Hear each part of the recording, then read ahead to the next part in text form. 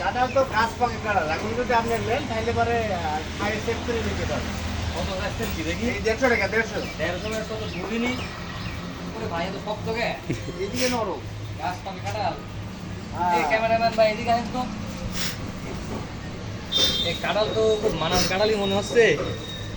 আচ্ছা যাই হোক, 50 টাকা দেবন। সার এই যে ছোট ছোট সারের সাইজ, এই 150 টাকা তো লস হয়ে যাবে না আমার। না আমার তো 100 টাকা ওই দিক কিনলে আমি দিলাম না, আর আপনি খাসার থেকে ভাই ফেললেন। ভাই মানে আমি ভিতরে দেখি নেবো না আমি। না দেখি নেবেন তাই বলি তো হচ্ছে কেউ। এই সার কি রাখি? না না, বিয়ে করার আগে কি মানুষ দেখি শুনি নাই না। বিল হিসাব বিল না এনে কাঁঠালের হিসাবটা এরকম না না না আপনি না, উপরে যা দেখছেন নেই।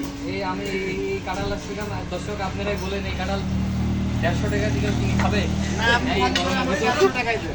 আর তা না হলে আমার জোরে লাগা দেন। না, আমি আর- 70 টাকা করে দেখি বিসমিল্লাহ। আপনারা ভালো আছে। ভালো আছো? 150 টাকা দেবেন মানে আপনি বিরিয়ানি খান, খাইয়ে আসছে 50 টাকা নিয়ে যান। খাইন।